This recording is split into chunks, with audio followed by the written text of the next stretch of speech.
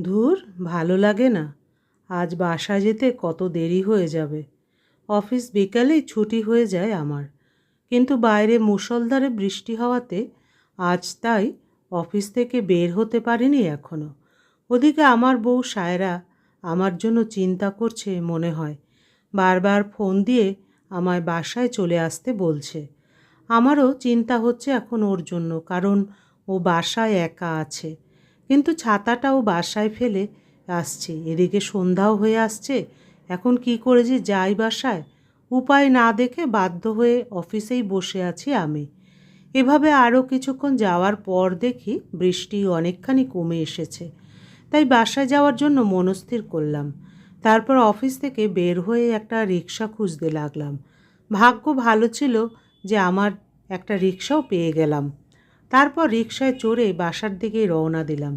এর মধ্যে আবার সায়রা ফোন দিয়ে বলল, আজ আর আসতে লাগবে না বাসায়, অফিসেই থাকো। আমি বাসাতে একা আছি, তোমার তো সেদিকে খেয়াল নেই, তুমি শুধু তোমার অফিস নিয়েই থাকো। এই বলে আমার বউ ফোনটা কেটে দিল। আমার বউটাও না খুব অভিমানী, একটুতে অভিমান করে। যাই হোক, রিক্সাওয়ালাকে বললাম, দাদা জোরে চালান, রিক্সা চলছে, গন্তব্য আমার বাসা। বাসায় যেতে যেতে আমার পরিচয় দিয়ে নিই। আমি সৌমেন।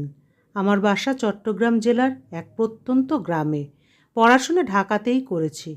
তারপর পড়াশোনা শেষ করে ঢাকাতেই একটা ভালো সরকারি চাকরি পেয়ে যাই। চাকরি পাওয়ার পর আম্মু আব্বু কিছুটা জোর করেই বিয়ে দিয়ে দিল আমার। আর আমার বউ হচ্ছে সায়রা। সায়রার বাসাও আমাদের চট্টগ্রাম জেলাতেই। আর আমাদের বিয়ে হয়েছে এই 6 মাস হলো। যাই হোক, সায়রাকে নিয়ে তারপর ঢাকায় চলে আসি, কারণ ঢাকাতেই আমার চাকরি। আর ঢাকায় এসে একটা ফ্ল্যাট কিনি। ফ্ল্যাটে আমি আর সায়রা থাকি শুধু। মাঝে মধ্যে আম্মু আব্বু এসে থাকে, আর ছুটি পেলে আমরা গ্রামে চলে যাই বেড়াতে। আমি বিয়ের আগে কখনো প্রেম করিনি, তাই বিয়ের পর সায়রার সাথে এখন যেন প্রতিদিন নতুন নতুনভাবে প্রেম করছি। আমার মতো সায়রাও বিয়ের আগে কখনো প্রেম করেনি। সায়রাকে বিয়ে করে আমি অনেক খুশি। মেয়েটা একটু অভিমানী হলেও আমাকে খুব ভালোবাসে, আর ওর অভিমান ভাঙতেও বেশি সময় লাগে না। যাই হোক, আপনাদের আমার পরিচয় দিতে দিতে কখন যে আমার ফ্ল্যাটের কাছে চলে এসেছে বুঝতেই পারিনি। রিক্সাওয়ালার ডাক শুনে তারপর হুঁশ ফিরল। রিক্সা থেকে নেমে রিক্সাওয়ালার ভাড়া বুঝিয়ে দিলাম। আমার ফ্ল্যাটের সামনে ফুলের দোকান আছে।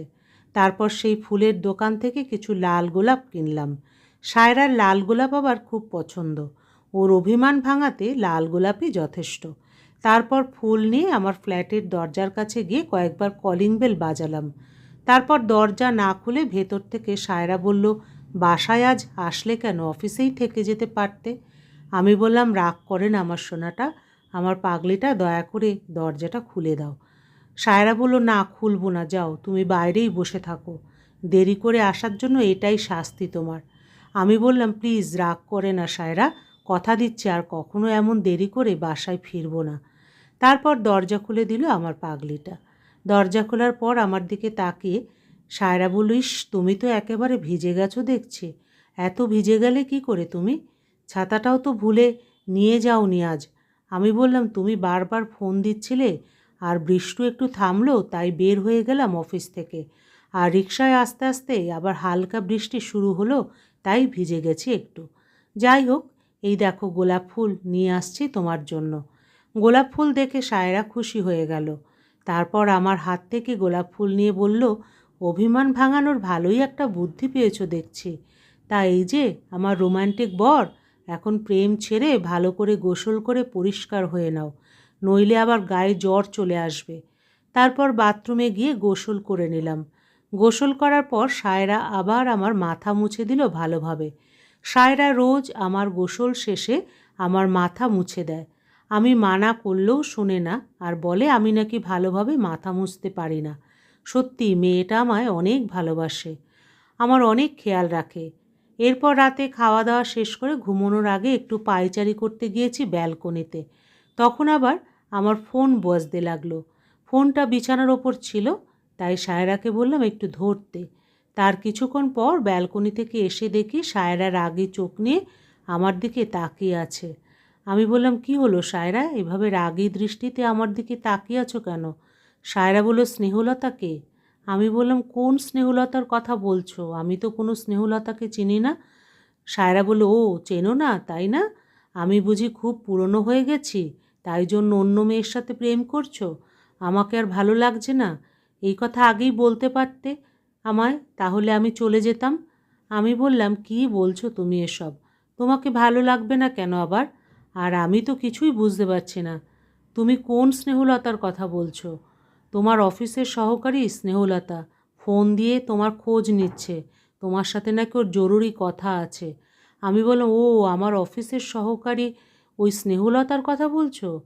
আরে ও আমার সহকারী শুধু, এর থেকে বেশি কোনো সম্পর্ক নেই আমার ওর সাথে। আর ও হয়তো অফিসের কোনো দরকারের জন্য আমায় ফোন দিয়েছে। তারপর সায়রার কিছু বলার আগে আবার আমার ফোনে ফোন আসলো। তাকিয়ে দেখি স্নেহলতা ফোন করছে।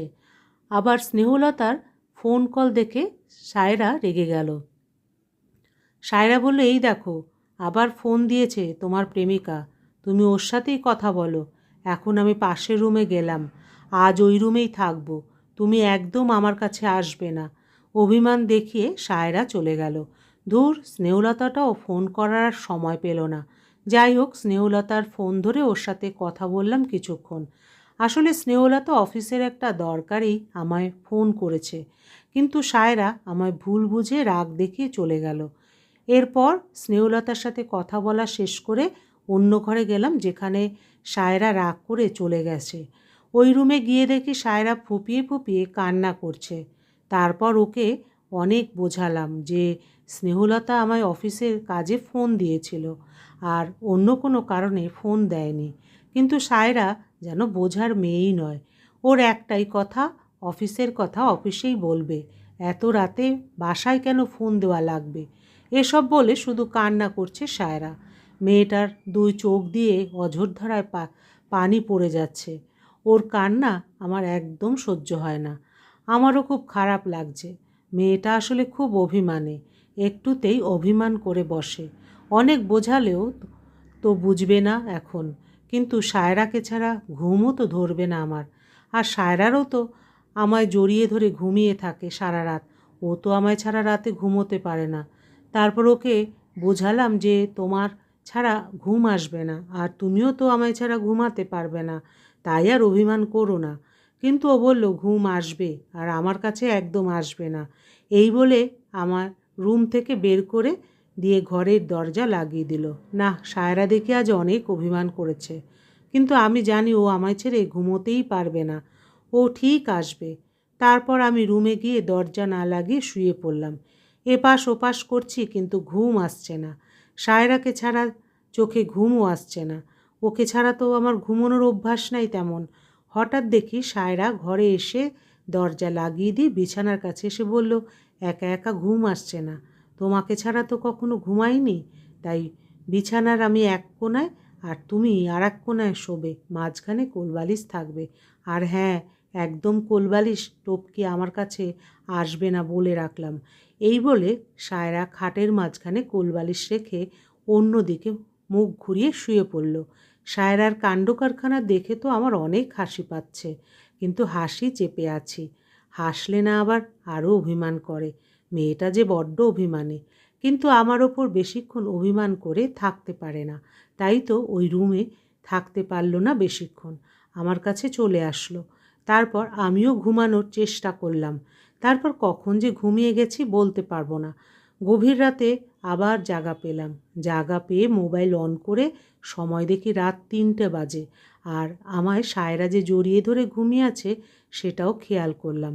সায়রা মাঝখানের কোলবালিশ সরিয়ে কখন যে আমায় জড়িয়ে ধরে ঘুমিয়ে আছে টেরই পায়নি। সত্যিই একটা পাগলি বউ আমার। ওর পাগলামোগুলো আমার অনেক ভালো লাগে। আমি জানতাম যে ও আমায় জড়িয়ে না ধরে ঘুমোতেই পারবে না। ঘরের জানলা খোলা ছিল। আজ পূর্ণিমা রাত, জানলা দিয়ে চাঁদের আলো এসে একেবারে সায়রার মুখে গিয়ে পড়েছে। সেই আলোতে সায়রাকে দেখছি আর মুগ্ধ হচ্ছি। কি সুন্দর লাগছে আমার বউটাকে, যেন একটা পরী আমার পাশে শুয়ে আছে। কি মায়াভরা মুখ সায়রার, আর এই মেয়েটাই কিনা আমার ওপর একটু আগে এত অভিমান করেছিল। কিন্তু তাতে কি, সায়রার অভিমান আমার কাছে খারাপ লাগে না, বরং আমার তো অনেক ভালোই লাগে, কারণ অভিমান তো ভালোবাসারই এক ধরনের বহিঃপ্রকাশ। আর অভিমান শুধু ভালোবাসার মানুষের সাথেই করা যায়।